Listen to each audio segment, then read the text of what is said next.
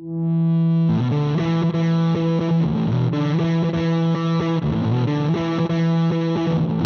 and gentlemen, boys and girls, welcome to the episode of Tatami Talk. My name is Juan. This is my true partner, Anthony. This is a judo podcast for judo players by two judo players.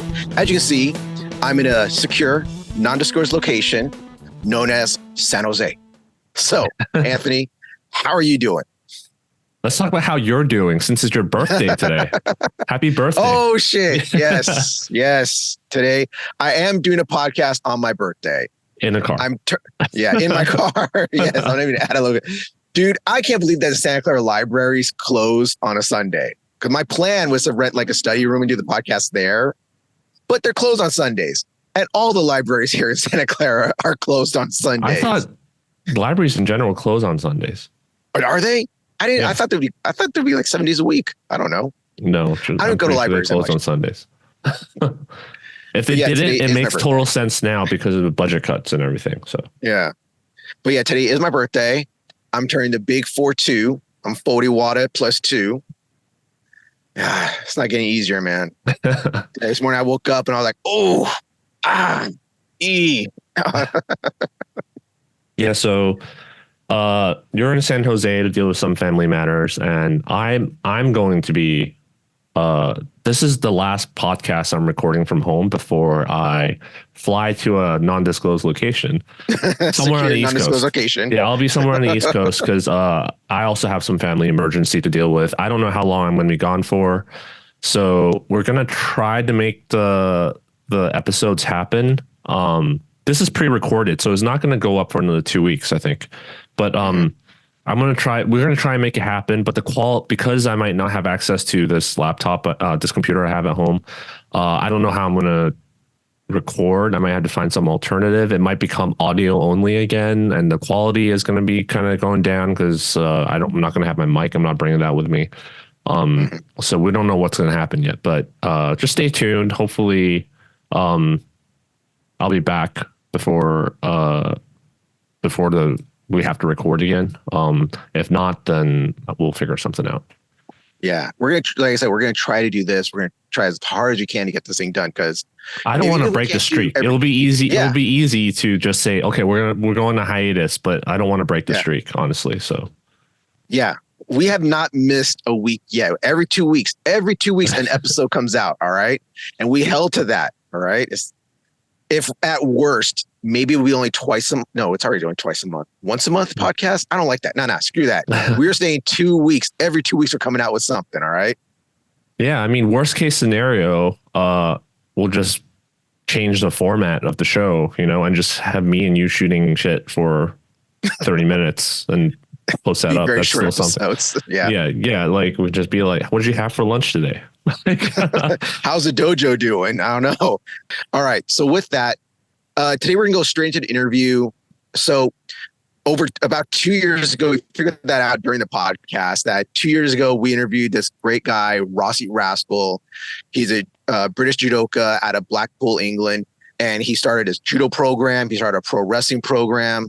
And we just talked to him. He liked our podcast. We had a fun time talking to him last time. And this is just a 2-year catch up of how he's been and what he's been doing. Yeah, I've been watching it. We mentioned in an interview, but it's amazing watching the growth of his judo program. And yeah, I just like, I talked about it in the past. I just like interviewing people who start their own judo programs and grow it from nothing to something huge. So this is basically another one of those in the books, I guess. I still have a couple people in mind that I want to bring on. So yeah, this is just amazing. All right. So without any further ado, let's get to an interview. Hey, everybody. So we're here with our interview subject today. It is Rossy Rascal, friend of the channel, back on the channel again. So let me get this. I want to lay this all down for you. Okay. He is the Target heavyweight champion. He is the Pit PCW cruiserweight champion, the Pit champion. He has his own wrestling federation, Rossy Pro Wrestling. He was nominated and won Blackpool's Coach of the Year. Was that 2 years or just 1 year? I don't remember how many years it was. You won that. You have your great program. You have your kids program you're doing right now with kids pro wrestling and judo. Our friend of the channel, Rossy Rascal. Ding, ding, ding, ding, ding, ding, ding. An introduction. Wow. You've done your research. Well, that list has just kept going. That was a long list. Wow. So how you doing, Rossy? It's been over a year since we talked to you last. It's been a while. I think I could be so wrong, but I think I checked it this morning. It's been 2 years, 2 years almost. 2 years. Yeah, wow. A long time. So I'm feeling great. I'm just happy to be back. I'm happy to be speaking to you guys. It has been that long. Yeah. Mm-hmm. So I know when we last talked to you last time, you were just starting your kids' pro wrestling program. You're one of the first ones in Blackpool to do something like that. How's that working out for you? It's incredible, to say the least. I just did it as a bit of it just happened by accident. I don't remember if we mentioned that. Everything was happening by accident. I took a chance on it because we already had the facility, so it wasn't going to take any much more of my time. Mm-hmm. And we've realized how much this actually captivates the imaginations of the children, the community, you name it, adults. So this is probably one of the greatest things we've ever done. And it's made me so wholesome. It's made me, it's just made everybody happy. It's good. It's crazy how wrestling brings everybody together on a different scale to a lot of traditional martial arts and sports, because obviously wrestling is theater. So it just captures the imagination just a little bit greater. And there's children that normally wouldn't fit in with martial arts and sports that they can fit in easily with wrestling, because it's the personalities and the personas. So it's so different. Okay. And how's your kids program, or just how's your dojo doing in general since you opened up? I appreciate it. We're having fun. We focus a lot on the community, and that's why I was saying earlier off camera that I appreciate you guys sharing our stories, liking our stuff, and supporting us on social media. It goes a long way, and I really do appreciate that. But we're happy. We're healthy.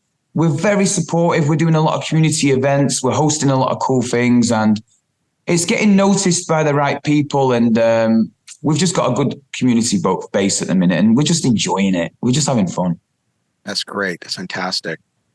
So I'm going to ask you this question really quick.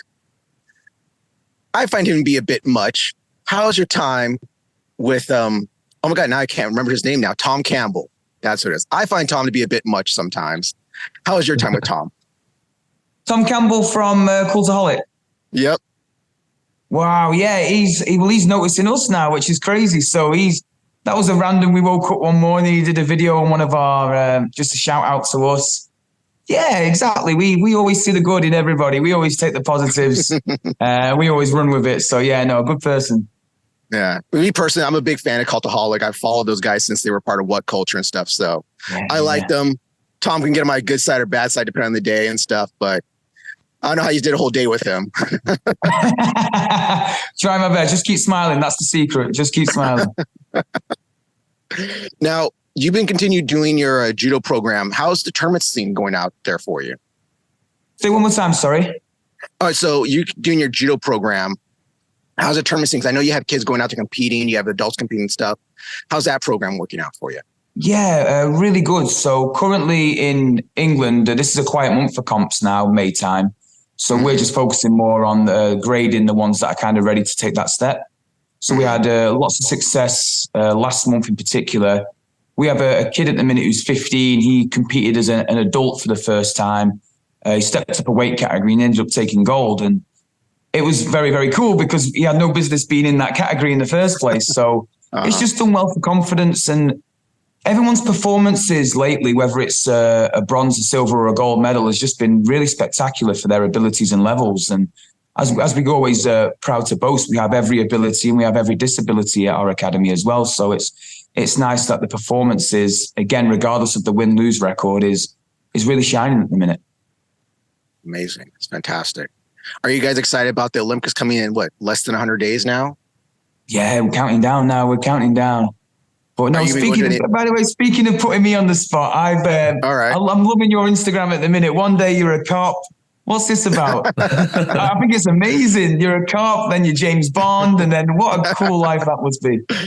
So some people know or don't know, my main job is being a working actor here in LA. So I play everything. But my main things that I play are usually law enforcement. So I'm always playing cops all the damn time. Sometimes I'm playing detectives. Sometimes I'm playing military. The other day I was doing a 1960s scene for a TV show, and it was supposed to be a businessman, but I feel like a used car dealer the way I was dressed.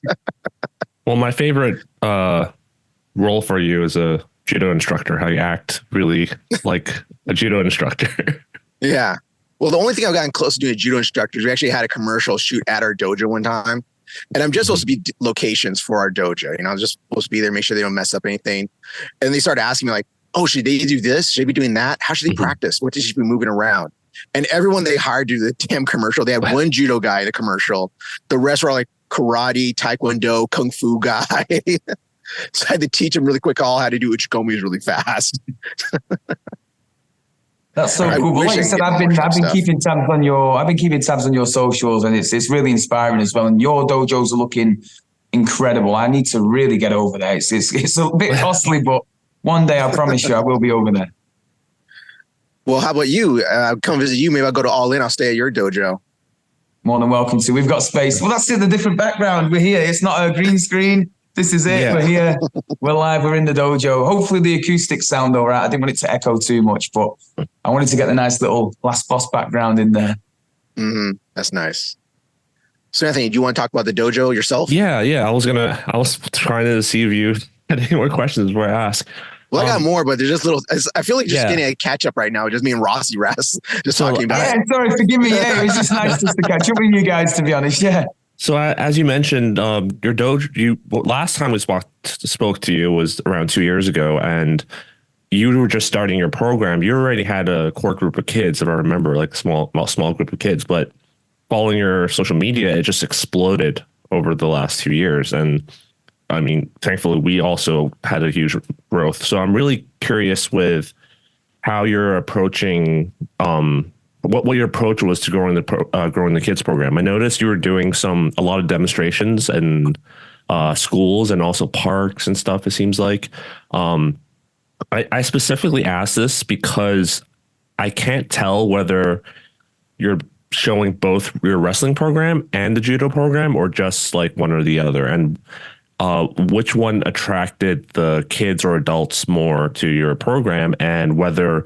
some of them started in one program and decided to do both or swapped over to the other one. Yeah, no, I appreciate that. That's why there's two separate names. So we've got Kaidokan Judo Academy and the Rascals Wrestling.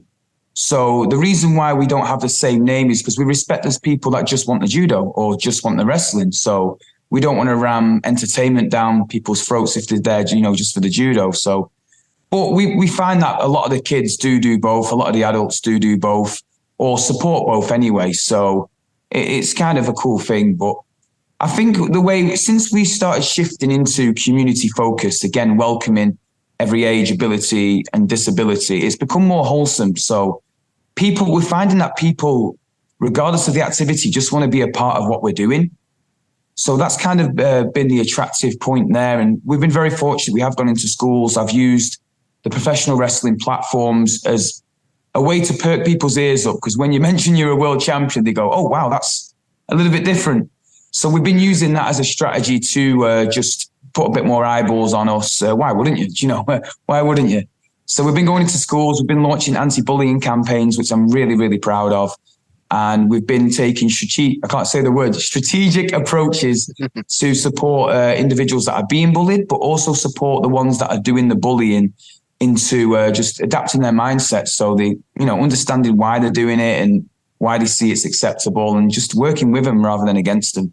So since creating the community focus and actually genuinely having fun with it, people don't really see it as judo or wrestling. They just want to be part of this community and a part of the academy and what it entails. Could you tell us more about the anti-bullying campaign? I'm kind of curious in what it entails. Yeah. Absolutely. So again, we've been using our platforms, any platform, or if we get on, say, local radio, because they're interested in my wrestling, I'll quickly use it as a platform to reach out to the bullying or to things like that. So I'll use it instead of just for my vanity and my ego to say, oh, look how great I am. No, let's use it for something different. Let's mention this bullying. Let's mention what we offer here as well. And it's not just what I offer here. That we're very fortunate in this town of Blackpool that there's loads of martial arts facilities. There's loads of boxing as well, particularly in Blackpool. That's very popular. And I'm happy to give them a mention as well, because we're not in competition here. We just want people to be happy and fulfilled and find what it is they're looking for. So some people give judo a go, realize that it's not for them, and we try and give them at least something. or a lot of people, again, enjoy the judo, enjoy the atmosphere that we bring. So they stick around. But in terms of the bullying, we've approached it differently where our children are very brave, has approached me saying, hey, I'm being bullied. And one approach which is quite unique is I've gave that individual who's struggling with bullying a leaflet that offers a free week of judo. And I said, give that to the person that's giving you a hard time. And what we found is the bully accepts it and says, oh, no, thank you. And then just stops bullying the kid. So they've never shown up, but they've gone on to stop bullying the kid. Mm-hmm. And it wouldn't have been an invite and then let's give them a hard time. It would have just been a normal, hey, here's a free week. Because I believe the morals of judo would have adapted them anyway. So it wasn't like a malicious intent to try and get them down and give them a hard time. It was, we found it's worked.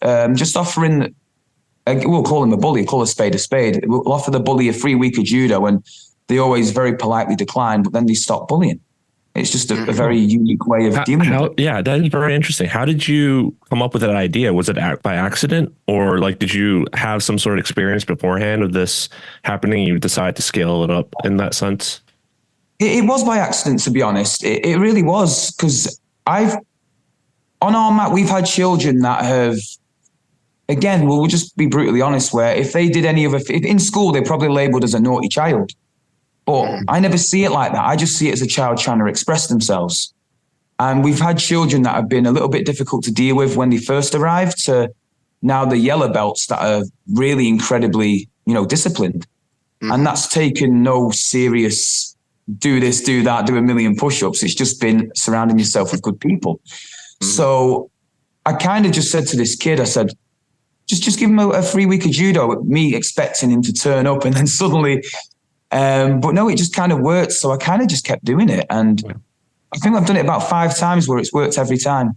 So it's very strange. I still can't get my head around it. Maybe they see it as a threat. Like, hey, if you bully me again, these guys are going to show up to school and you're going to disappear. Yes, absolutely. If it works, it works. They probably do.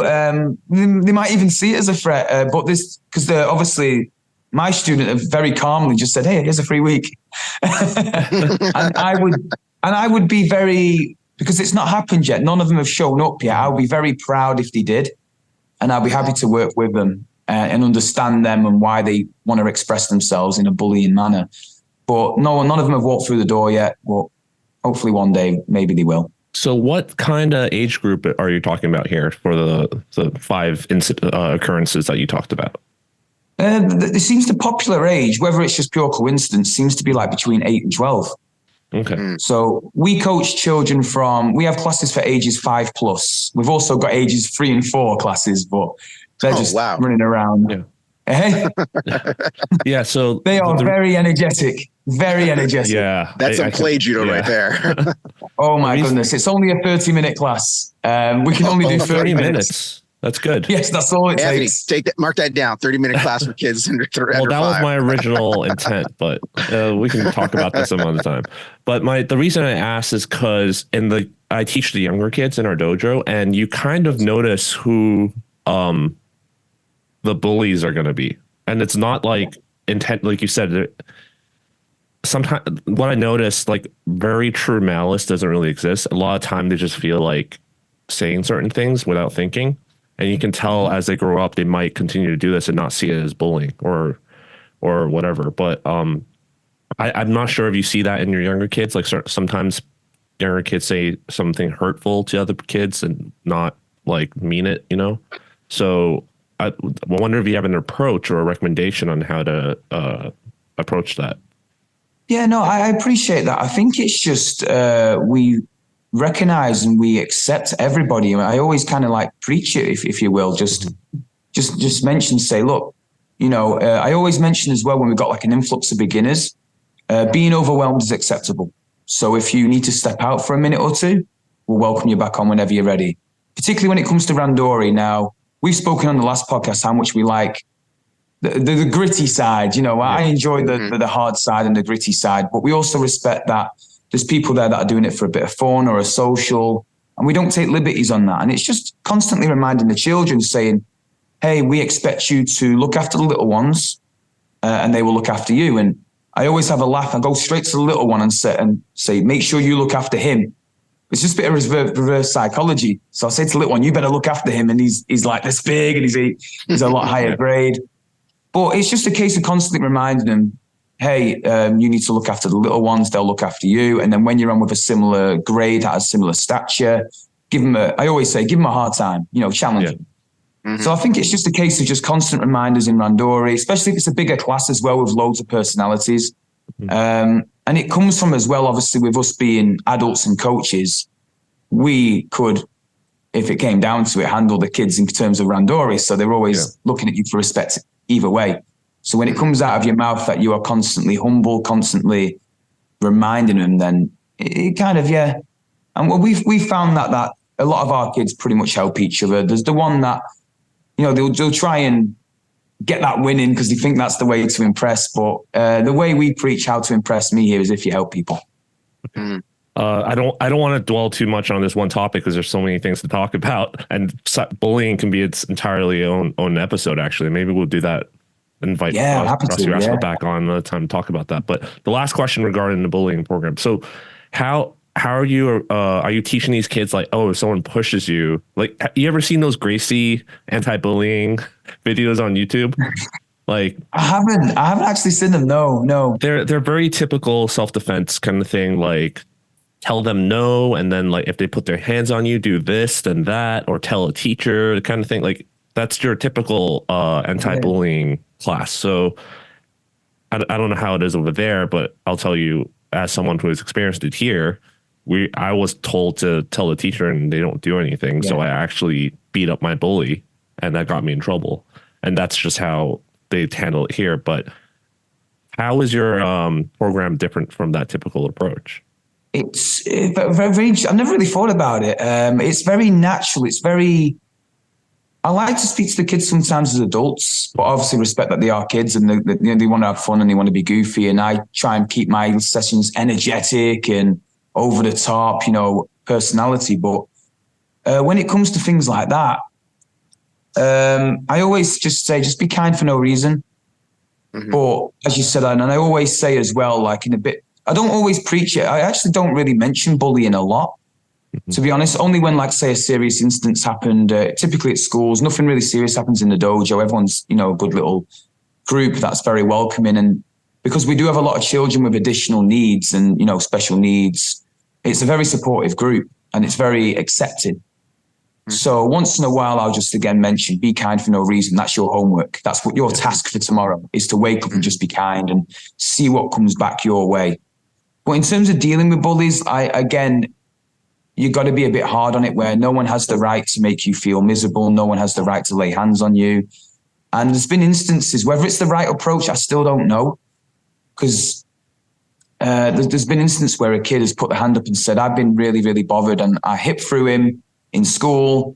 And then I got our class to give him a round of applause for dealing with that. How did the parents react to that, though? And he felt really good about himself. And I said, well done. Hopefully that never happens again. Now you don't need to use your judo outside for a while, just to remind him that you can't just go around doing that now. Yeah. Well, after class, they all chanted, Cobra Kai never die. Yeah, we changed it. I don't know if that's the right way. And maybe someone can give me advice on that. But we've done that a couple of times where a girl or a boy has said, I've been really bothered, and they pushed me a bit too far. So I did a shoulder throw. And I was like, did they get hurt? They said no, but they left me alone. And then we just gave them a clap. And it's like, well done. And we've just left it at that. So I don't know. I don't know myself, but it's funny, as martial artists, as another martial artist, I don't see nothing wrong. Like, to us, that's like, fine. You didn't hurt the kid. You defended yourself, as you're supposed to do. You learn martial arts to defend yourself. But then I can see a teacher being like, oh, their parent be like, oh, my son or daughter got attacked by somebody. Be like, no, they didn't. Yeah, I was going to say, how did the parents react to that? And also, this is just a comment, but like, over here, when I was the school I went to, if you did that to someone, you have to worry about the following day they come back with their friends with guns. You kill all of them. Yeah. I don't like. Yeah. Yes. I think with England, in all honesty, I think we're a bit soft. We're a bit softer. So I think if you were to step up to a bully, they would most of the time just back down and leave you alone, because they're always targeting people they perceive to be more vulnerable and smaller. So I think if you show in England in particular, if you show an ounce of fight back or give back, they will leave you alone and move on. So in terms of the aftermath, we move on very quickly from stuff like that, because I don't want to draw too much attention to it. Yeah. So after the round of applauses, we've just left. So I've never asked what's happened next. Nothing seems to have come from it, to be honest. I'm not encouraging them to go around throwing people, but when they put their hand up and mentioned it, we give them a little bit of notice saying, hopefully you feel better now and everything's sorted. And the parents are okay with it. Absolutely. Yeah. The parents put a lot of faith in my coaching style, because it is very, very energetic. As I said, it's very like, I'm a kid myself, and that's how I kind of coach my sessions. And then I adapt it to a more mature level when necessary, when we're doing a technical. But in terms of what we're doing, it's just I treat it as I'm a professional wrestler coaching a judo class, in terms of I'm like cutting promos on the parents, cutting promos on the kid. So the way I say things is very not too serious. It's kind of in a promo way, where the parents are entertained by it and they can appreciate, okay, that does make sense. No one has the right to, put hands on my child, or you know what I mean? And I think everything's okay. And if the parents did, I'm confident they feel confident enough just to say, I don't agree with what you said there, and we can work from that.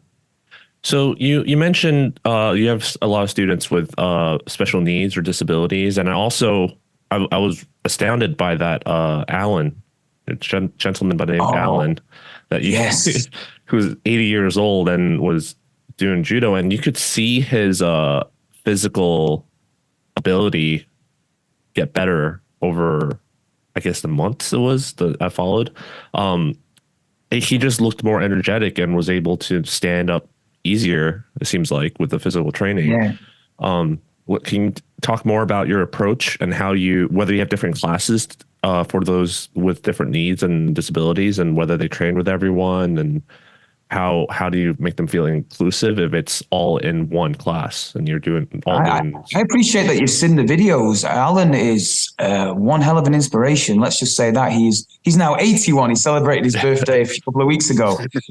So Alan approached me. He was a judo black belt, but we're talking 50 years ago. And he came to me kind of wheelchair bound, saying he's been in a wheelchair for 10 years. And then the goal was just to improve a bit of fitness, maybe drop a bit of weight, nothing too crazy. And it just so happens that where I train people physically or mentally is in the judo dojo as well. We've got the fitness facility, a little small space where we've got the fitness stuff. So he was already in a really cool environment where oh my God, there's judo here. So it was kind of bringing memories back. And then his daughter and granddaughter started judo, and they're doing really well. So he's coming down. Are you doing judo in your dojo? The daughter? Absolutely, but as beginners, absolutely. Okay. So for Alan to come down and sit at the side of the mat and witness that, it was truly special. And I tried to make a goal where I said, my goal is for him to be able to have the ability to walk onto the judo mat. Bearing in mind, he's been in a wheelchair for 10 years. Just to get a photograph on the judo mats for our anniversary, which was November of last year, with his granddaughter and daughter. That was the ultimate goal. But I'll fast forward. I'll say the story. Due to, again, it's so inspirational, because not only is he able to get that photo, he's actually doing judo. I saw. He's actually doing judo. And in terms of, like you said, do we separate the classes? Absolutely not. And we include everybody. And again, we're very proud that everybody recognizes, and we know that we've got a lad at the minute who's going for his brown belt tomorrow, who is, in terms of competition, is a bit of a killer. He's a very good, gritty, tough fighter. And then we've got Alan, who's, of course, respected as a black belt, but he's 80 years old. So we're not going to fight him the same. And everybody recognizes how to adapt for who we're on with. So we keep, again, the ones with the disabilities with the ones that are, let's say, a bit more able. And there's mental disabilities and physical disabilities that we have on the mat. But Alan is our, there's no excuse. We've noticed that attendance have improved since Alan's come down, because no one can make that excuse now. It's like, well, if Alan he's can, here, I gotta go. Yeah. 100%. So we found that our attendance actually improved with Alan coming back on the mat because no one can. You know, I mean, sometimes when I don't want to train and it's been a long day, I'm like, well, Alan's just trained twice today. So so it just gives you that little bit of, it's cool for me selfishly because like I said, that's probably my motivation, inspiration right now is Alan. He's a great character. His daughter, so forgive me, his granddaughter competed for the first time about 3 weeks ago and she took 2 gold medals. Oh, wow. So for him to, you know, witness that was something special as well. So he's witnessing so many special things just by turning up, trying to improve his fitness, where he's doing what he loves again and he's doing it with people that he loves as well. And we're around this all the time. So every Monday, every Wednesday, we're around that type of atmosphere where it's quite powerful, to be honest. So that's why I'm always smiling. I wish I wasn't. Like, there was a time where I was going for my black belt and I had a, you know, shaved head, you know, and I was, but I can't do that anymore. I'm not around that type of stuff anymore. Well, you also have different programs because I know you have a transgender member of your dojo that, because of the IGF rules and because we're Olympic sport, most countries follow the IGF rules. So your member can't compete technically, you know, technically they can't compete. So because they wanted to compete, you did how many men kumite was? Not kumite, but a slaughter line. How many men or how many people was it? Absolutely, yeah. So Rocks. And that was a fundraiser for their mom, right? That had cancer, correct? Absolutely. That was another beautiful moment because you're absolutely right. They cannot compete. So they've transitioned from a man to a woman. Mm-hmm. And you're absolutely right. They cannot compete as a woman at all. And they wouldn't feel comfortable competing as a man. So they're kind of stuck. And this was Roxy's idea. This was not our idea. Rox wanted to do something special for their mother, that of course passed away. And the plan was to do 100 rounds of randori. 100 rounds. Okay. But it was I think they bit off more than they can chew, but they managed to get through it. But we got like 10 rounds in and I'm like, you know what? I don't think we can do it. It took ages. And the rules were as well, if Rox, for example, each round was 1 minute, 10 seconds, which isn't that much because it's not your standard competition, but it's still a lot. And the rule was if I thought it was like 104-minute rounds. yeah. Oh, can you imagine? But the rules were if Rox made these rules themselves. We didn't make these rules. But if Rox were to beat us by Ippon, for example, then that's the round over. But if I was to beat Rox for Ippon, for example, the round would continue until the full time. So if they beat us, then fair play, that's the end of the round. But if we beat them, we could have thrown them about 5 to 10 times per round. And but what was so lovely as we got to, let's say, way deep into the later rounds, we weren't going all out, obviously, because we knew they were exhausted. We knew that injuries could occur now. We're getting a little bit cold now. It's been hours.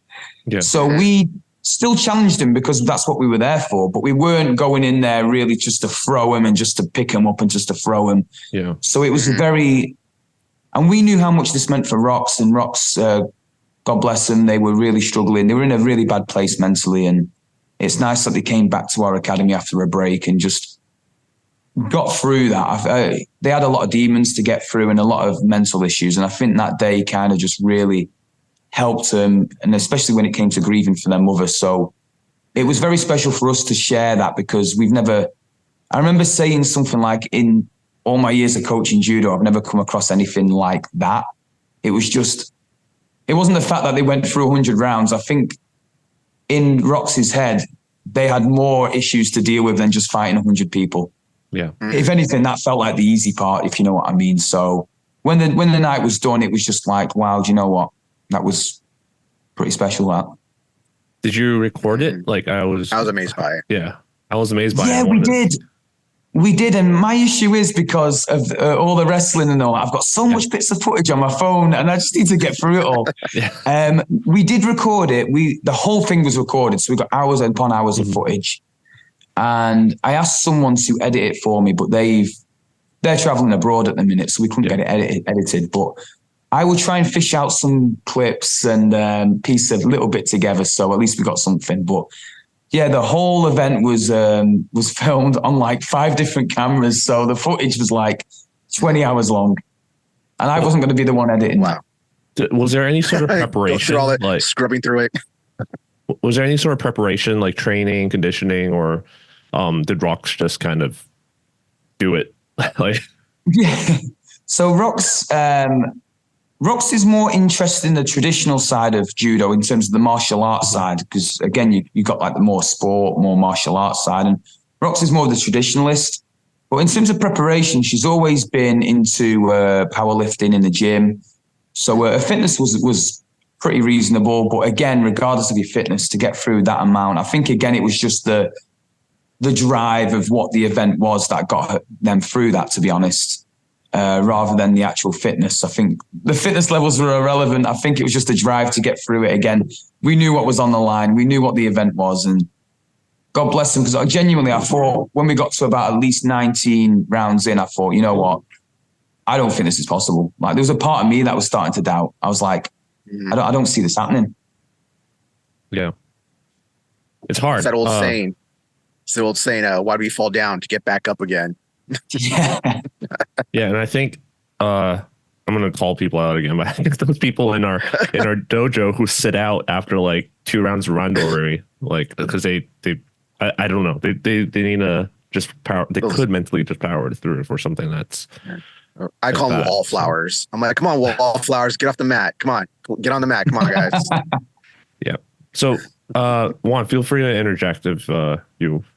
Well, I wanted to ask you now. So we talked about this, your judo program, your pro wrestling program. I'm going to talk a little bit more about pro wrestling later, but so you were nominated for Blackpool's Coach of the Year. Was that just for judo, or is that your pro wrestling program as well combined, or how did that come about?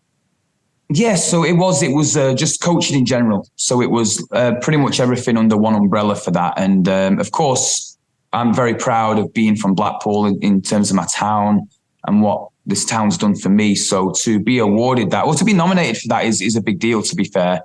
But then to actually go on to win it, again, I'm always not in it for the vanity or the, hey, look at me, I'm Coach of the Year. I try and use it as a tool to, again, help us and help our community and help our platform. So to win that, I thought this is great. I can use this as a way to inspire others and just to get us more noticed and to try and help our community. So we got Blackpool Coach of the Year, and then that we actually went on to get Lancashire Coach of the Year, which is more our region. So it's kind of like if it was for you, for example, it'd be your town, then your state. So it was Blackpool, and then we went on to win Lancashire, which was more our county or our state, which was quite flattering as well. And then we tried, so 2022 was when we last spoke. So we did Blackpool, Lancashire, and then the whole World Championship saga as well. And then last year, when it came to rewards, we were nominated for a lot. And it was a year for second place because this was 2023, Athlete of the Year, second place. And I think it was the UK, so National Coach of the Year, second place. So I experienced a lot of silver medals there last year. But you won, was it Lancashire Fitness Model of the Year, though? Oh my God. Keep forgetting about this. Swimsuit model of the year, though, right? You're in a swimsuit model out. Oh God, I hate my life. No, dude, it's great. You guys show up. Why not? No, I keep forgetting about this. And every time it's like, oh yeah, that's actually what I do. I keep forgetting because that was just so random. And I never intended to get into that side of things. That happened by accident. I always thought I'd be a wrestler and a judo guy. And then that just happened. And I thought, yeah, Mr. Swimwear. Mr. Swimwear. That's your wrestling name. Rossy Rascal, Mr. Swimwear. Yes. So when we last talked, that was right as everything was opening back up, if I remember correctly, right? So how has things changed since then? Like the whole process of opening back up, or whether there was any new things you had to deal with? Like for us, it was a lot of like, when do we mask? When do we not mask? Checking people's vaccination status. And also, can you give us like a rough idea of how large your program has grown? Like, did you go from like 20 students to like 100? And I think, start with that. Yeah, so in terms of when we closed in lockdown, we actually had a different facility. We had a different building. And then when we came back from COVID, we were still in the same building. And like you said, everything was touch and go. Like, do we wear masks? Do we have contact? Are we even allowed to be in a certain space? And when I reopened that, I relaxed the session so much that I wasn't even wearing a judo suit. I just wanted everyone just to feel, because I noticed there was a shift in terms of, especially when it came to fitness training. Most of the people that I used to train in terms of fitness and physical well-being genuinely didn't care how they looked anymore. They just cared about how they felt. So there was a huge, huge shift in terms of a lot of people stopped caring about being physically fit and they only cared about being mentally fit on a major scale. So there was a lot more in terms of dealing with mentality and how we can be more appreciative and just change the perspective. And I say this all the time because I probably said this on the last podcast, I don't remember, but I always say I've got 2 arms, 2 legs. I know where my next meal is. I've got access to clean water and I've got a roof over my head. So everything is okay right now. And that always helps me. So little things like that I mention once in a while to the kids just seems to build that resilience up. And if I can just circle and marry in the anti-bullying thing, it was never, in terms of bullying never goes away. So what we focus on is building our own mental resilience. So that will help with dealing with things. And the beautiful thing about judo is once in a while, let's say, you know, a bigger kid throws a littler kid and we say, well, judo's sometimes not fair and neither is life. So already they're getting used to that mental resilience where you're not going to win every time on the mat. If anything, you're supposed to lose because you've learned something. So it's just building that mental resilience quite early. And I've noticed that I've done a lot more of that since coming back from COVID times and things like that. And in terms of growing, since a lot of people started to calm down in terms of they weren't as frightened to go out, they weren't as frightened to interact. I think martial arts in England in general have increased because parents just wanted their kids to do something that was active. So they'll get on the Google and Google something to say, well, my kid's been indoors for a while, or, you know, they're not as physically fit anymore. So it helps martial arts and sports in general, I think. Okay. Now you said that how I want to ask this real quick question about things. So you said that if judo doesn't work for somebody, you say like, well, there's boxing and other things in it. There's how do I say this?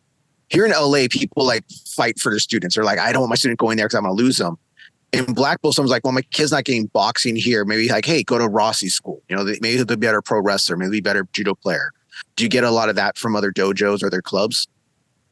Yes. So I feel like I want to be the one that encourages all these kids will be kids and kids will choose what they want. But there is a lot of martial arts places around here that are very, no, you're my student. You cannot train anywhere else. And the reason why I don't share that is because, number one, I think if you do that, you're a little bit insecure and you've got to just allow your person in life, especially with me, since I swapped judo for the more pro wrestling, I realized, there's a little bit more to life than just judo. So it's like, well, why should I rob other people if they want to just try other dabble things? But then you find that if they go and join another club anyway, for example, in terms of it's okay to visit and okay to make friends, but if they're now representing them in tournament and things like that, then it's like, well, that's okay because I really like loyalty at my club. And it's like, well, they've gone now. Now I know where I stand. So it gives you a bit more clarity as well, like who's truly with you, who's truly wants to represent you. But I always encourage club visits. I say you need to visit another club, you need to make friends, you need to spar with people you don't normally spar with. But when it comes to, say, competing, your loyalty lies within, you know, your academy or your club. And if they're not, then that's great because now I know where I stand. Perfect. You're not my type of person. And if they do, even greater. So that's the way I kind of deal with it. And you can't sow sawdust. So if people do leave, you just got to, yes, sometimes it's a bit of gutting. You know, it's like, this guy was doing so well or this child was doing brilliantly and it's just, he's not enjoying it anymore. You sometimes speak to the parents and say, hey, is there anything I can adapt? Is there anything that I need to change? But a lot of the time, kids just find something else or gain interest somewhere. Do you know what I mean? And it just is what it is. Yeah. Me and Anthony deal with the same thing where we get visitors sometimes that come train with us for dojos and we don't know if to promote them or not. So our head sense would be like, Juan, why aren't you promoting this person yet? Because I don't know if they belong to us. That's why. Or Anthony White's he doesn't belong to us. He's just a visitor. I can't promote him technically. I don't want to make their sensei or their main dojo mad. Yeah, I definitely agree with you. Like, I totally share a sentiment. Like, I tell people, like, there are exceptions, but there isn't a bad or a good dojo. Every dojo has a different culture. It's just what fits you, right? And I really push our students to go visit other clubs because I'm like, you've just been training here this whole time, and you need to, one, step outside your comfort zone, and two, and see if there's something that fits you more. And we don't get offended if people leave. Like, it's like you said, it's like, okay, we just weren't right for you. And whether it's because we train too hard or we don't train hard enough, or we just joke around too much or don't joke around enough. Like, it's just every dojo has their own culture. Though I will say, though, we have, I don't want to say taken, but like, we've gotten more students from other clubs than we have lost students. And yeah, as of recently, most of the students that went to other clubs started coming back. So yeah, so I think we just need to keep doing our own thing. And yeah, I believe so. And I've had a similar story where I've had a lot of students come to me from other clubs and then they'll say things like, "Oh, I prefer how this is run," and that's okay, but that's not your fault. Like, you're not stealing other students. They've just found a preference in you and your style, or they have gravitated towards you. And I do feel like, in terms of my kids, most of them don't really care about judo. They just gravitated towards the personality and the energy and the pace. So I don't think they really care too much about the activity most of the times in terms of my students. But yeah, if children are coming from you to other clubs, that's it just is what it is.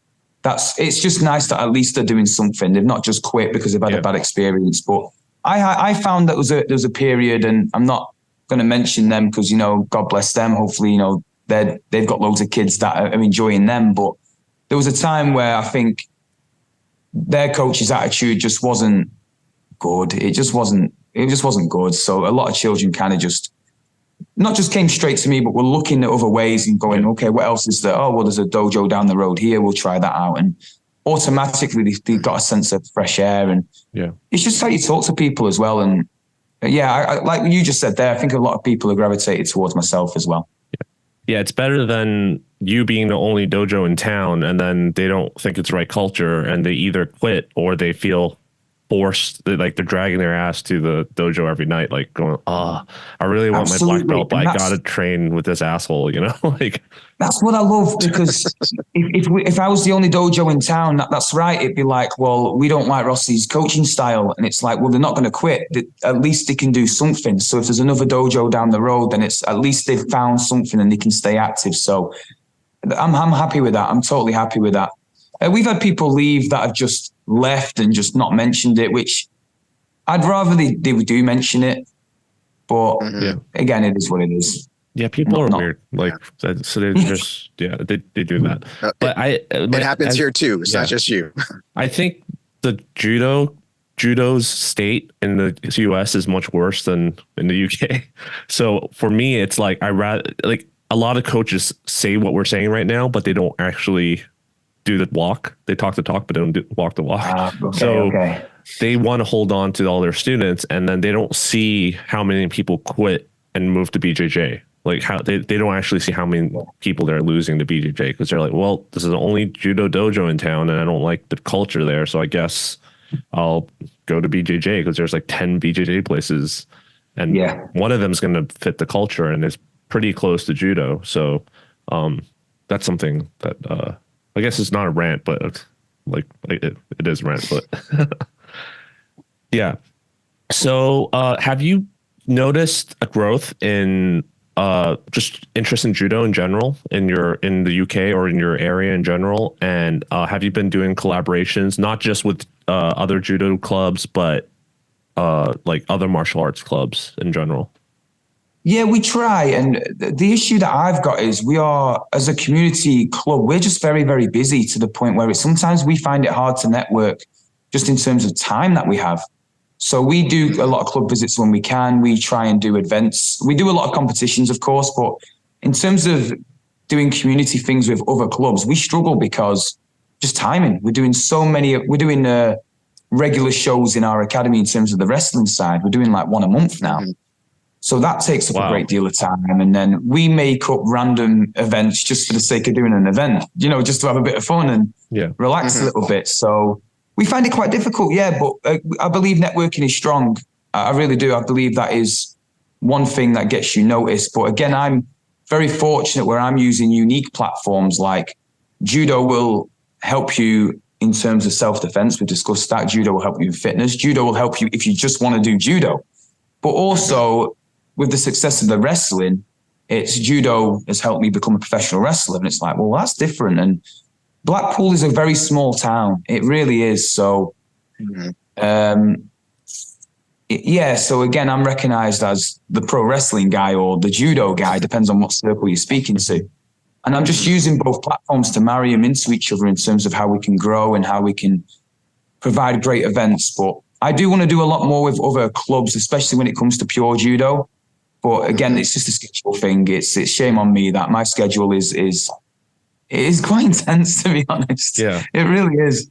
Have you hired any help since due to the growth over the years, and also is there any plan to do that in the future since you're already busy? Oh, 100%. So I owe a lot of our growth and our success to everybody at the community. So we do this for the love of the community. We do this for the love of the children, and all the parents are chipping in. So the parents help out, and I've taken a risk, and I always say to them, it's easier to ask forgiveness than permission. So just do something. If you want to run your own event, just do it. And then if I don't like it, you can apologize. If it's great, I'll say thank you. And so we're very fortunate where we have a lot of parents that are getting involved, whether it's something as simple as just printing things off for me. It saves a lot of time and a lot of effort. And, it's something that seems so simple, but it really does help. We had a parent organize that first aid course, which you were kind enough to share. They organized it for me, and I didn't have to do anything about that. So that saved me a wealth of time. And it's just many little victories like that. But with most projects, I have to be the one to do them. And that's not an ego thing. That's just genuinely because of what I need to do. Yeah. But in terms of my attitude here, it's our academy. It's not mine. It's just, I happen to be the guy that has to make the final decision if anything's needed, but it's our academy, and do what you want. Just as long as it doesn't upset or harm anybody, just do what you want. Have fun. So what are your future plans now that your dojo's in, I would say it's a pretty good state, right? Like, are you just going to keep coasting, or do you want to start like another like official branch, or maybe buy up the building next door for a more larger wrestling room or something like that? Like, no, I appreciate that. I have thought about that, and I have. So I think like towards the end of last year, I did say, if we want to be happy, we can just keep doing what we're doing. We won't grow, but we'll be very happy, and we can pay, the building, and we can just get along. But in terms of growth, we do need a bigger building. So in terms of our building currently, we cannot fit another row of mats down at all. Because I'm looking at your mat space behind you, and you're telling me, I'm looking at your Instagram pictures right now, how many people you have, and just, you're like, oh, we don't separate their classes. I'm just like, how are you? Like, absolutely. So we're very limited in terms of the space, especially in terms of our building, we have a 12-foot wrestling ring, which is very, very tiny, but we've bought a 16-foot ring. But it's just a case of we can't really fit this. So we have pursued a bigger building. And it is very, very difficult in this town. It really is. So we're still looking, but that's our biggest ambition now. As soon as we get a bigger building, because we feel quite limited at the minute now. We've outgrown the building, but the issue was when I got this building, there was no desire to do a wrestling academy because that didn't even exist in my mind. So we had the space, and now we've got a wrestling academy now, and we want to grow that. Over the judo, we want to grow that. The mat space is not just a case of growth and for business. It's maybe a safety feature as well. The individuals with the additional needs could do with the extra space. So that's what we're looking at. That in terms of ambition, in terms of where we go from now, let's get a bigger building, which is so difficult in this town. And then just, again, expand the mat space, introduce more people. We're building up more coaches as well. So we're putting people through their qualifications. And because I can't. You're talking about the British Judo. Forgive me, yes, sorry, the British Judo. In terms of the Wrestling Academy, that's taken me by surprise because we've just launched adult classes in January. Okay. And the cool thing was, this is what I love. It's a case of, if I genuinely didn't want to be here and just, I could get cover for all the classes and just go onto a beach somewhere.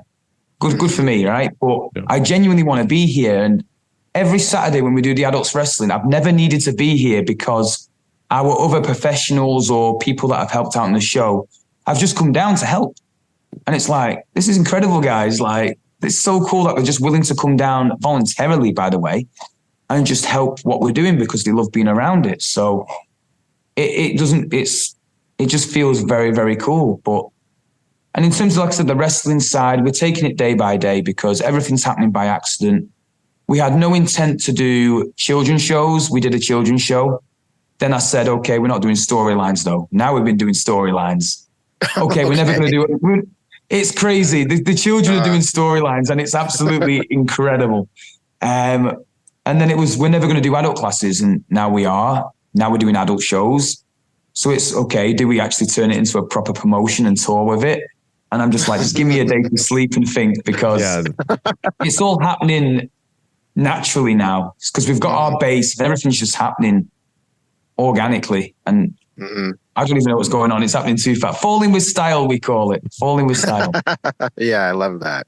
I love that. So how did you, so you said you didn't want to do shows, and I saw you like, well, these guys got to work towards something, I guess. Let's do a show. So I'm going to do Rossy Pro Wrestling. How did that come about?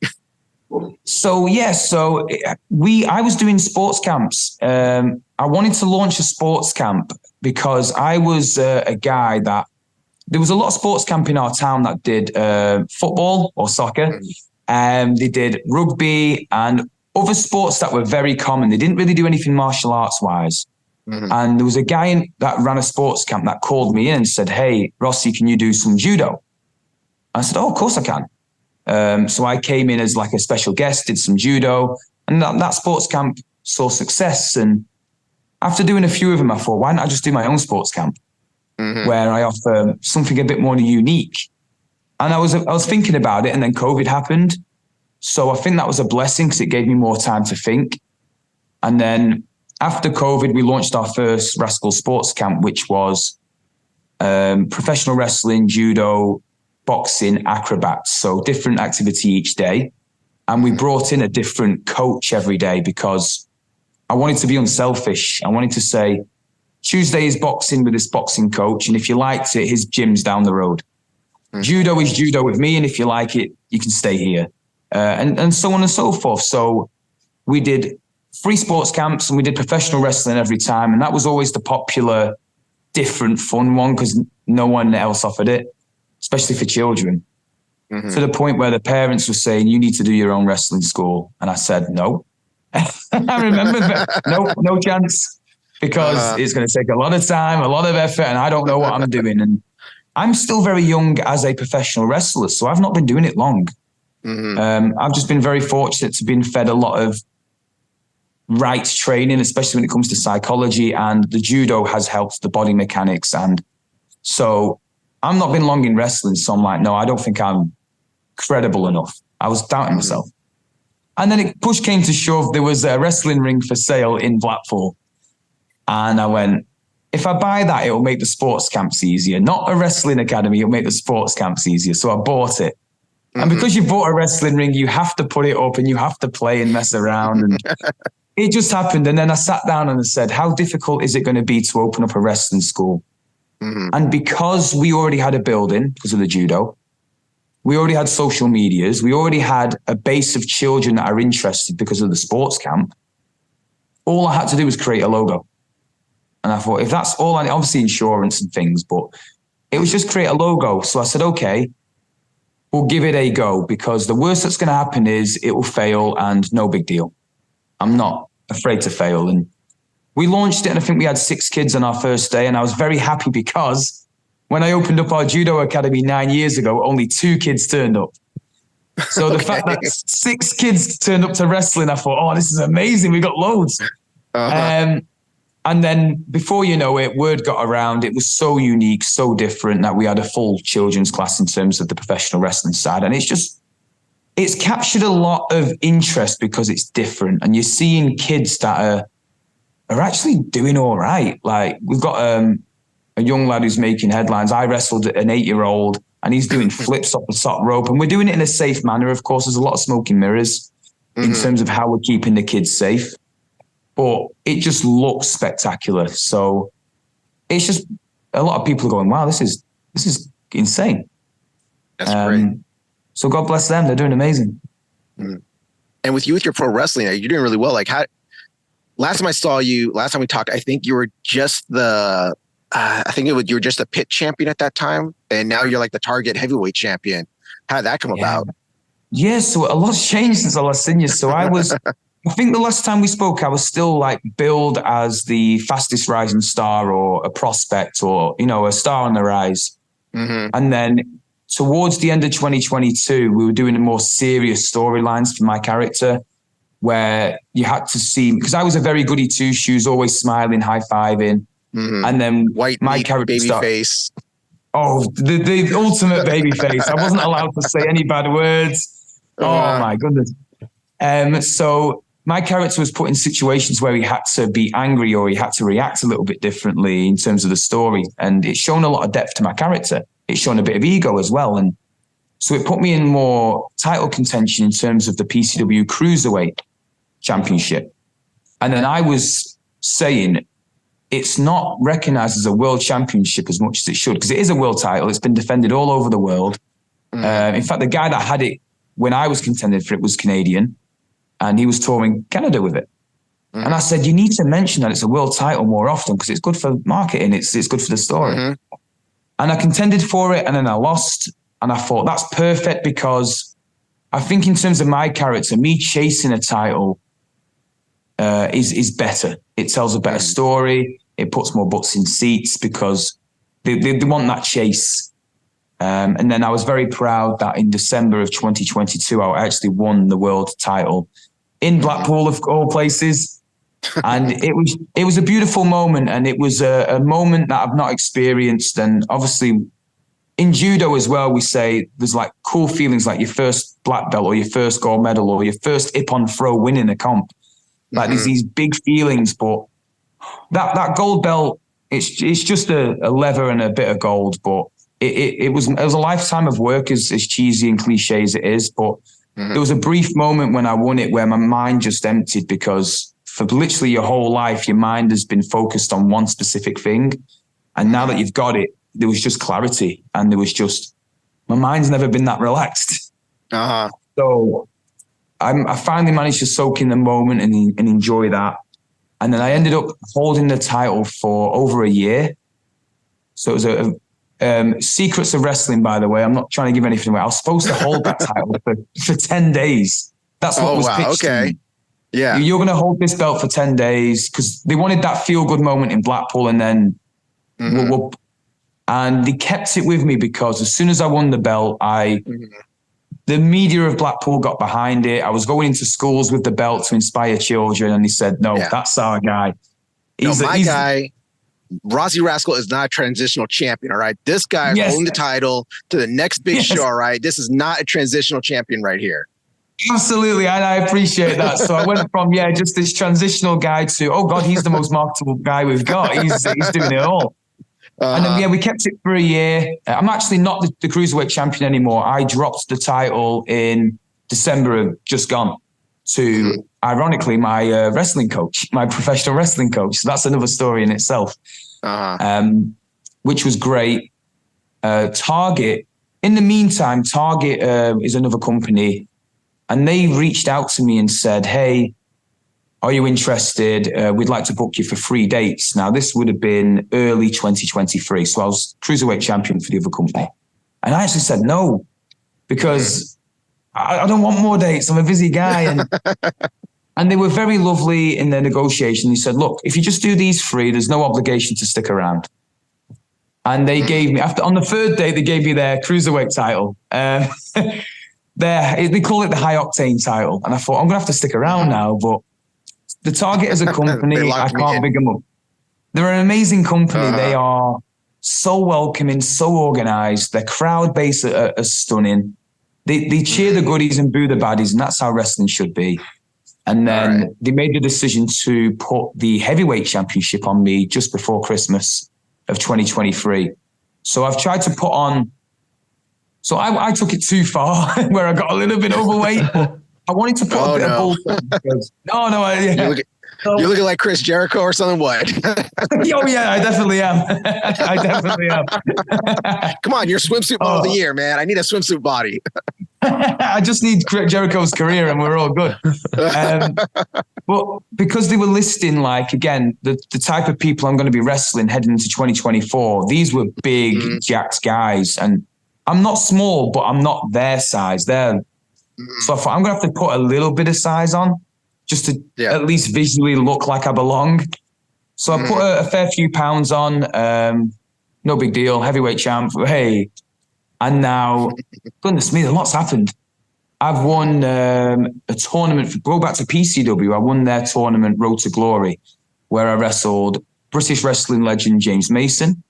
I wrestled 2 guys from the States, Nate Diaz and O'Shea Edwards. They're from the States, and they were the most fun I've ever had. They were so fun to hang around with backstage. Their energy was something else. And they gave me probably my best performances. They really dragged out the best out of me, and I can't thank them enough. And then I won the final against, actually, again, Secrets of Wrestling, a good friend of mine. But I can't really say that because, he's a bad guy and all that. Winning that tournament. We got to keep kayfabe alive, all right? I'm trying. But we all know how it works. No, of course, he's the bad guy and the good guy. But winning that tournament has gifted me a shot at now the PCW World Heavyweight Championship. So I was the cruiserweight. I'm now going for the PCW Heavyweight. And that's been announced for September. So I'm ready to sink my teeth into that. Now, you talk about wrestling all of these guys on the indies and stuff. And I just want to ask you about, so you wrestle, I don't know, like some people say he's one of the best unsigned wrestlers out there. You wrestled Joseph Connors. How was that? Wow. Yeah. So the second I got that Target heavyweight title, Connors was my first defense. And I'm like, wow, here we go. This is sink or swim. So I've wrestled ex-WWE guys before. I've wrestled guys that have names. So it was no different. But like Connor, again, fresh out of NXT, it was something else. And wrestling Connor, just again, he was a gentleman, by the way, backstage. Absolute gentleman.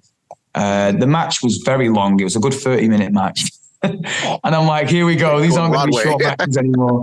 Here we go. And I feel very proud in my performance. I really do. He guided me through a lot. He was obviously the more experienced you can. The fans wouldn't have noticed, but if you were, up there, you would have noticed. But I appreciate everything he did for me. He made me look like a superstar, and I was really proud of that match and that performance. And the pace he put on me was just unique and different. Again, fresh out of WWE, you're going to learn a few tricks here and there. And I enjoyed the pace. It was really cool to work with. So Connors was a great guy. He invited me to wrestle in his side of England.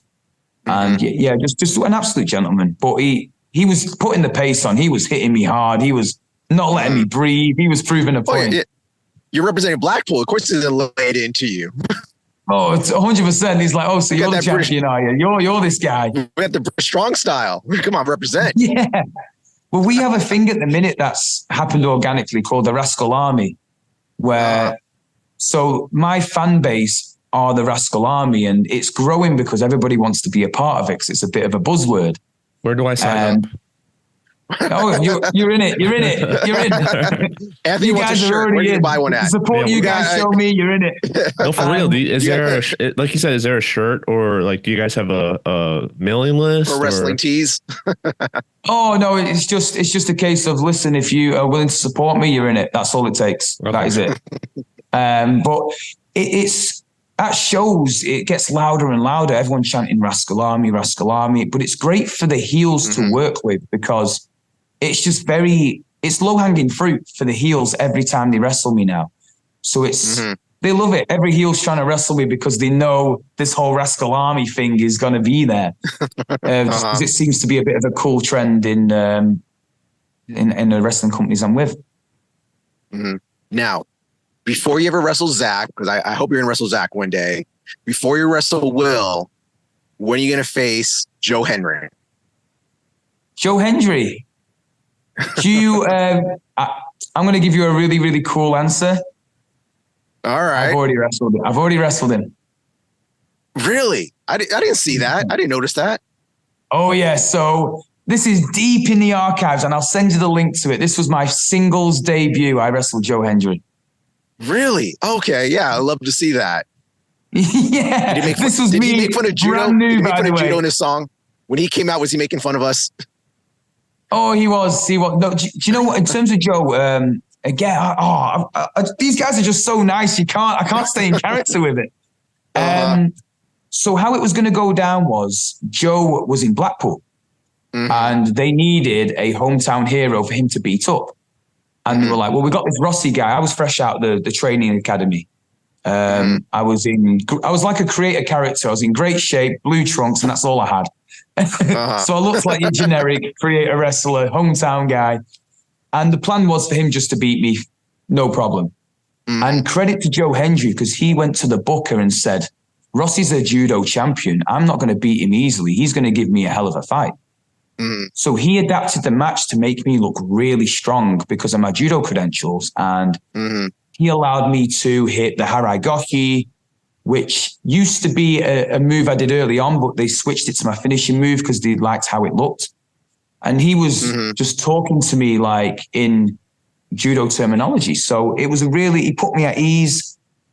At the time, it was a very overwhelming match for me because it was my first match. But now looking back, I was like, that was the most basic match ever.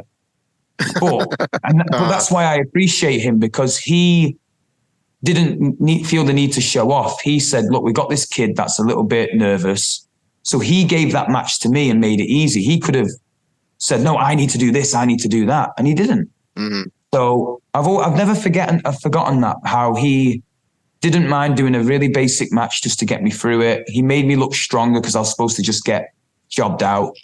And I've never forgotten that. And obviously, as you were saying, then he's had tremendous success recently. He's a bit of a meme at the minute. So it'd be cool to run it back. And isn't I he might number just one on the use some of charts his out there? clout. I thought he's number one on the charts out there, isn't he? He is. And I might just try and tag him on Instagram and say, hey, do you remember me? But no, we've wrestled him. It's not going to be a great match. As I said, it was my first ever match, but it is on my YouTube channel. So I will send you the link. You can have fun with that one. Great. But I do get to judo throw him. You get to see me judo throw Joe Hendry. That's fantastic. That's amazing. Now, you've been doing your judo player for life and stuff. You're a wrestler now. Has it been tough? Like when you go to these wrestlers that are like, well, I'm a catch as catch can. I'm really like this British strong style guy, talking about like, well, I want to do this throw. I know you do that throw, adapting your judo into the pro wrestling.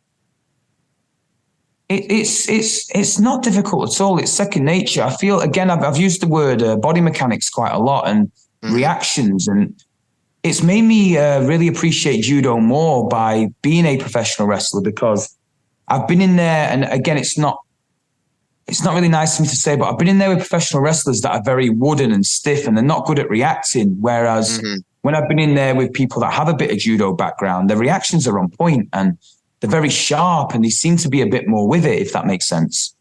So if you always find that someone with a little bit of a base, it is just a bit more, there. So I appreciate judo a lot more, and it's just second nature for me now. But it's not just a case of me doing judo in wrestling. It's more the skills that judo has given me. So I'm quicker on my feet. My reactions are stronger. My agility is great. I owe all that to judo. And that's what's making me look like a better professional wrestler. It's just the credentials that judo are giving me. It's not just a case of doing judo throws. It's literally everything that judo can gift you. That's amazing. It's fantastic. So one of my last wrestling questions, unless I come with another one. So Rev Pro, Progress, ICW, OTT. When am I going to see you there? Do you really want to see me there? I want to see you everywhere, man. I want to see you. I'm going to be like, that's my boy right there. BCW and Target, to be Rossy honest. Rascal right there. I want to see you across the pond at ATT, at OTT, all right? I want to see you at ICW up north. I want you just down south in London at Rev Pro, all right? Wow. Well, here's the cool thing, and I know it's not close to yourself, but I've got an opportunity to go to the States, but it'll be more Georgia. Okay. So Georgia Championship Wrestling? That's amazing. So I'll be heading there, hopefully, genuinely, because the guys I wrestled in that tournament, we invited them to our academy to say hello to the kids. They had a blast. And the beautiful thing was they live streamed my match with the O'Shea. It was the American. And he came back to me and said, hey, all these guys in the States watched your match and they are blown away by your emotions and my storytelling in my face and how I reacted to the crowd. And then he said my judo was buttery smooth, which is the best compliment I've ever had. And they loved it because it's unique in professional wrestling too. So a lot of people have done judo in professional wrestling, but they've not done it as a pure character. Yeah. You are a judo not even Ronda Rousey. Oh, there you go. Yeah. Yeah. So, but so I want to go over to the States. But again, it's nowhere near you guys, but at least it's something. So that's where my head is right now. Let me know. Let me know when it is. I'll put on my calendar, and I'll if I'm free, I'll definitely go over. Wow, that means a lot. That really does mean a lot. Yeah. So it's just a case of what I need to do is just gather. Sorry. Well, I'm just saying. Sorry, Juan, you're Las Vegas. Up. You gotta repeat what you said. All right. Okay, so next year WrestleMania is in Las Vegas. I need you on someone's indie show out there, and I will go see you. Man, I need to check my schedule. Did you get all that? Or am I still chopping stuff? I will try my best. So we will see. I've got a lot of ambition. I want to gift my time back to these kids. My dream was to be a PCW world champion, and I did that with the cruiserweight title. And now I've got a shot with the heavyweight. So my, let's say, mission is to give back to all these children. Now I've had my fun. I've lived my dreams. I'm living a blessed life. So let me give back to these kids and let them have some hope and inspiration and live their dreams. And then we'll see. And then we'll see. So I don't know if Juan's done with his questions. I just have one or two more questions. Go ahead, Anthony. Yeah. So we already talked about your future plans for growth, but is there any plans of growing your judo competitors at all? Like, you have a competition class on Fridays, it seems like. Is that growing? Is there more people interested in getting to a higher level in judo? And do you have any plans to grow that and get them there? Yeah, 100%. So as I said, since taking a community focus, we've got less serious competitors like to, international standard, if that makes sense. So we've got ones that want to compete, but they're more still at that level of competing for fun. And then we've got the odd two that want to take it further and win national championships and that. We've had national champions and, international competitors, but since being more community focused, we've seen that there's been less focus on that. Whereas if our competitors, for example, are more serious in that respect, we encourage them to go down to what we call squad training in our regions. Mm-hmm. So they won't get that type of training with me anymore as to that hardcore level, where they'll have to just travel a bit more to go to them type of classes because they've got squads and pathways. Is that run by the county judo? Yes, absolutely. So that's a county thing. Yes, so it's our northwest area. So again, it's like I imagine like a state. It's run by the county. So I just say, if you are really serious about competitive, obviously I can get you there because we've done it before. But if you need that extra training around them type of people and that pathway. And we do the competition class on Friday, which we enjoy. But that's like we said, we never wanted to, even though we went more community focused and more accepting of being inclusive, I still enjoy the classic, gritty, hard style of judo. And that's what Fridays gift us. It's, if you take a bump, tough, get up, carry on. And that's what Fridays are. And I never wanted to lose that element of it. So I enjoy my Fridays because it's very unforgiving. It's very, just get up and get on with it. Yeah, that I think we talked about it in one of our previous episodes that we wish we did that here in the States too, where like each state has their own program and then like their own competition champion and send them out to the nationals. Sorry, Juan? Something flew in my mouth. If you guys caught me coughing, something just flew out my face right now. Okay. It's all right. Sorry. Yeah, so that's great to know. When are you up for your next Don promotion? My next what? Sorry? Promotion. Your next Don promotion. Your Don rank. Your next rank promotion for judo. Oh, sorry, forgive me. I was thinking promotion to wrestling then. Oh, my head is going to wrestling. I had to clarify that. Oh my goodness. So I haven't competed since January of 2020. And I was going for points towards my third Dan, and I did really well. And then COVID hit, and then I just kind of thought, okay, no big deal. I'm a wrestler now and blah, blah, blah, blah, blah. But I actually competed last year in judo, and I think I put on my Instagram how many days it was, and it was like 1,000, and it was a lot of days since my last comp. Yeah. But this was specifically a Dan grading, so it's different to comps. It's open weight. I'm fighting second dans, going for third dan. And it was really, really cool for me, and I'm really proud, but I'm not proud at the same time. And I'll tell you why, because I was unfit, out of shape, overweight. I had a bit of a bad knee. I know, yeah, this sounds great. This is inspirational. This is very inspirational. I had a bad knee, and I had every excuse not to turn up, basically, is what I'm trying to say. And I did turn up, and I was really proud of that. And my performances were really good on the day. So in my head, I was like, oh, if I didn't go, because I could have easily have made an excuse. I wouldn't have known. So I turned up and I won 3 out of 4 contests. I actually lost my first contest. And I thought, wow, here we go. Yeah, of course, I've not competed in a long time. I'm out of shape. This is pretty much what's going to happen all day now. I'm just going to get battered. I'm just going to get beaten. The guy that beat me, I was probably the second lightest, and I felt heavy. I was probably the second lightest. And in terms of height as well, I was one of the shortest. So, and I'm 5'11", probably 6'4" if I'm wearing heels.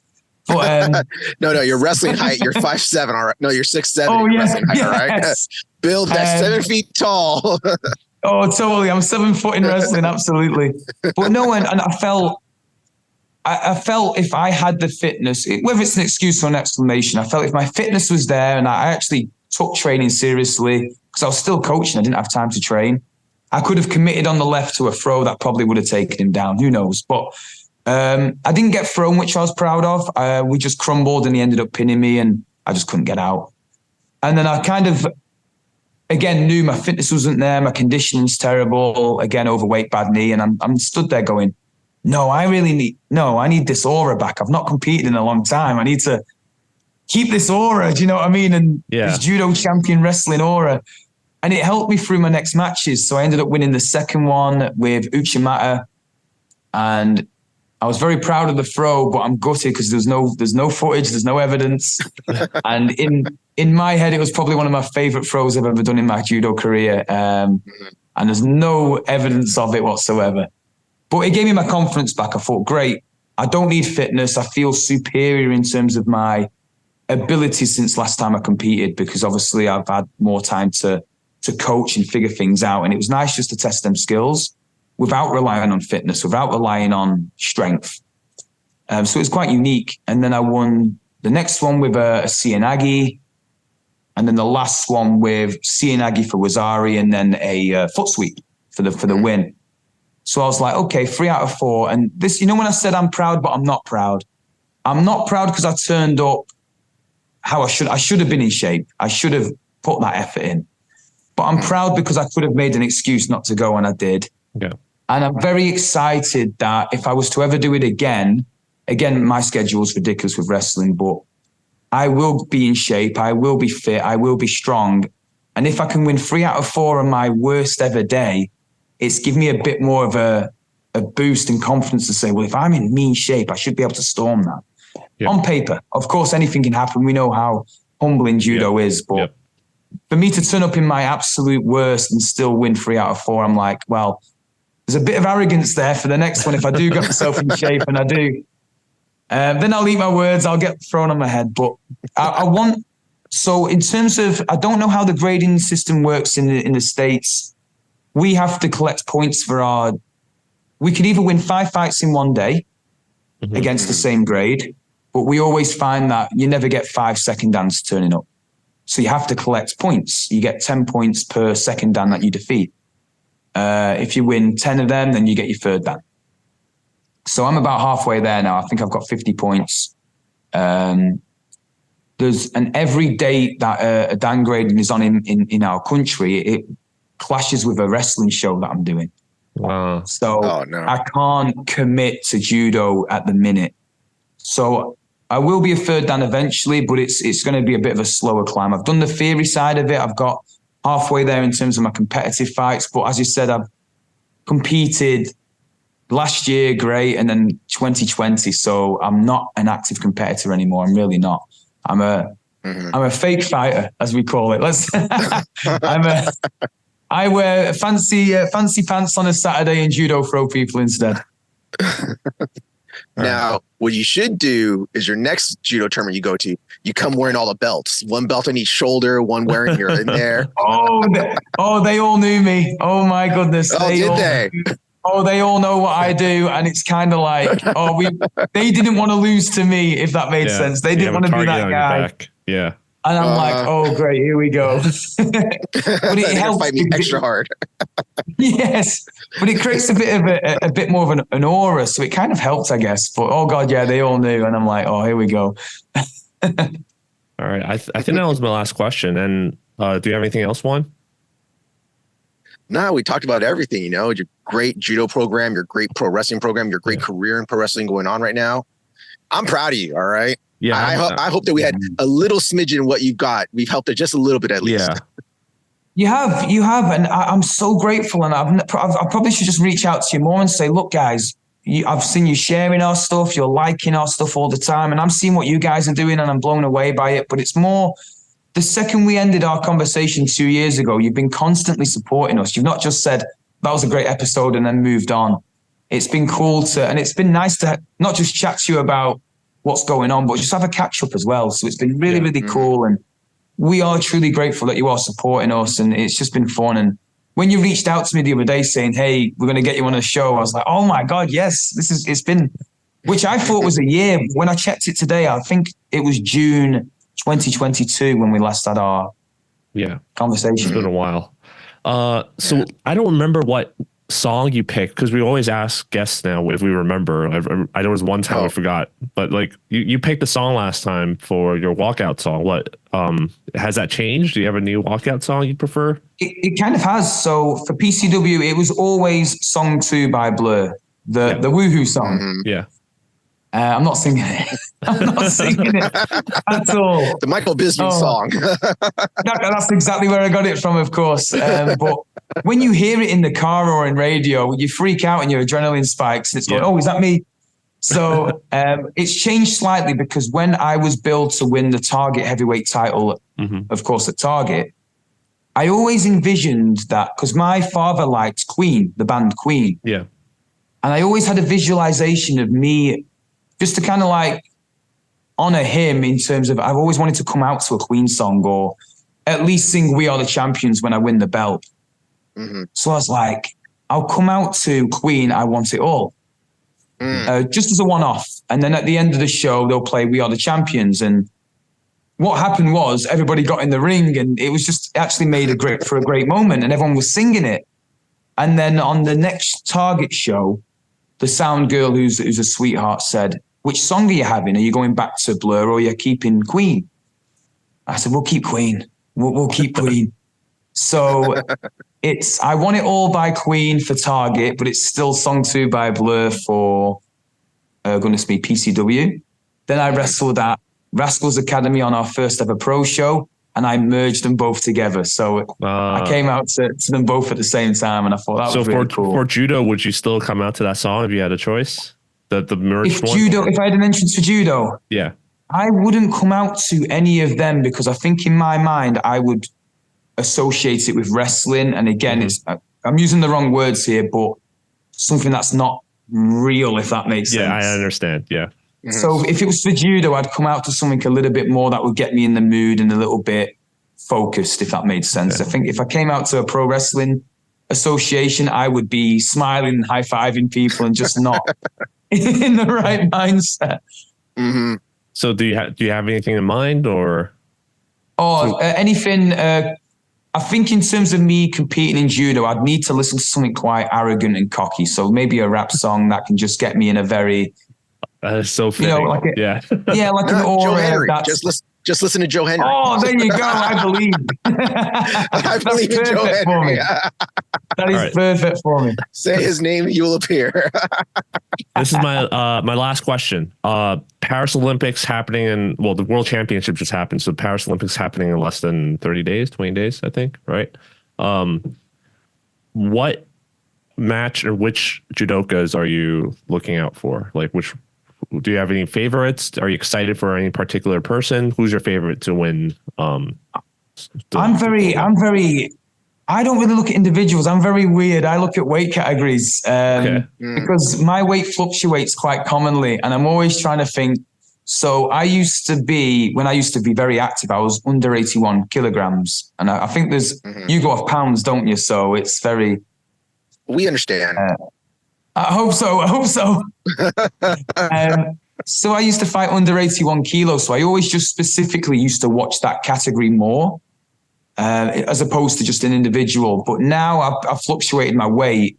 Mm-hmm. I'll probably be competing at like under 90 kilos now, or maybe even over 90. So I'm looking at the more heavier guys and how they move, because since being active in judo, I have put on a lot of weight, a lot of it positive weight, of course. It's not unhealthy. Yeah. But I'm finding do I move differently? Do I react differently? And I'm trying to watch that standard, which is obviously way superior to mine, and just seeing how the techniques differ or how the entries and setups differ. So it's kind of a cool answer, but a boring one. I don't watch people specifically. I try and watch weight categories that are similar to me and just see, oh, wow, that's cool how he's moved in that particular way or in that respect. But I'm a big fan of the Olympics in general. So I used to, of course, this whole judo thing now is all mine. But when I had, let's say, a proper job, I used to have a week off and just get a load of snacks and just sit and watch every single sport and every single Olympic, because I think that the standard is so inspirational that I have to watch every single sport and every single movement and every single reaction as well. And I'm fascinated by how they react to winning and losing at that level as well, and how they deal with it. Because again, I've lost at the time, which I thought were big deal matches, and it wasn't. It was just a silly little development comp. But how I've dealt with it in terms of losing and winning. And so I'm very intrigued by how the athletes at that level and that dedication react to winning and losing. And it's just something that I'm quite fascinated in. All right. Well, Rossy, thank you for coming to the show. It was great talking with you again. It's great catching up. It's fun to ping pong some British judo stuff with people, because no one watches like I do and stuff, I guess. But it's been fun. Honestly, it truly has been fun. It's just been so good to see you guys. It really has. It's been good to speak to you guys again. Yep. Mm-hmm. So is there anything like to plug? Anything you like to plug, talk about? Just give us all your hashtags and ats. Okay, let's go. Rascal Army is a thing. So if you want to join the Rascal Army, all you got to do is smile and support. That is all it takes. But if you can hashtag Rascal Army, that would be beautiful. But I'd say just for the sake of our children that are working hard and doing something unique, check out the children's side of our Rascals Wrestling Academy. And if you get a second, just watch. So we post all their matches on YouTube. So take a second just to kind of appreciate their efforts. Now, we know the children, we know the smoke and mirrors of wrestling, but they're still telling captivating storylines, especially for children. So I would just encourage anyone listening to this, please just take your time just to support the children that are doing the professional wrestling shows, because it's phenomenal. And in terms of judo, if there's people listening that have never given it a go, now here's your sign, here's your opportunity. Damn, give it a go. And if anybody, again, is stuck in a rut with what martial art to take or what sport, again, just go into the next session with a big smile on your face, and you'll see the difference in the type of session that you have. We'll plug all your Thank you so socials and much. everything in the description too. I appreciate that. Of course, I'll share all your side too, as always. All right. Thank you so much. It's been a great interview. My pleasure, man. I appreciate it, guys. What a great interview that was. Don't you think it was a great interview, Anthony? Yeah, and that's the first time you didn't say, "Wow, what a great interview." We just okay. Wow, what a great interview that was. Yeah, I got to keep the streak going. It's my thing. Yeah, it's amazing. Again, it was amazing listening to all of that. What's changed? It was catching up, just like Rossy Rascal said. Like, it's almost like we just talked last week. Like it's like catching up with a friend that we haven't talked to for a week. I'm seriously trying to make it out there because I do want to visit and experience some of the stuff that he talked about. We talked about potentially I'm going to get my pro wrestling debut. But if we go out together, we'll do a tag team match. yeah. Hopefully your shoulder's better by then. But yeah, that's definitely, I want to go out there. I went to Ireland last year and got COVID there. So I do want to make a trip back to that area, and I haven't been to UK in like over 10 years. So wanted to go back to the UK, go to France, and visit some clubs that I have been talking to people with about. So yeah, definitely adding that onto my bucket list of places to go to. Just life has been giving me random stuff to deal with right now. A lot of lemons. Yeah, a lot of lemons. We've been getting a lot of lemons lately, but we're trying to make lemonade out of this. And I remember a couple months ago, I was like, should I sign up for nationals? Because I was like, things just haven't been going right. And I'm not sure if I'll be in shape. And I'm glad I didn't sign up because other than not being in shape, I'm also now not able to be here for the nationals. So yeah, but great interview. Right. Looking forward to meeting up with him, whether it's in Georgia, if that happens, or whether I go over there to Blackpool. So I'm taking you down, Rossy. Did I do it right? Yes, you did it right. You and me next Sunday, the O2 Arena. I need to do I need to have my own thing. You know how I recently just learned, like literally last week, I forgot which interview I was listening to, but John Cena's thing is like, you can't see me. Yes. Is that, or you don't see me, you can't see me? I was like, I've seen that pose before. Now that makes sense why he does that. He does one hand shaking his whatever, you can't see me. Yes. Yeah, because I see that on a lot of memes and stuff, and I never understood it. I just thought, it's another wrestling thing, but I didn't know that's his thing. Like you can't see me, or you don't see me, whatever. So I need my own thing. You can't hear me. You can't hear me. You're gonna poke in your ear. You can't hear me. I'll just walk around with headphones. Like I can't hear you. All right. So with that, please remember to like, share, and subscribe. If you're gonna send us any emails, things you want us to talk about, things you want us to go over, things you just want us to talk on the show about, you always feel free to ask us questions at tatamitalk@gmail.com.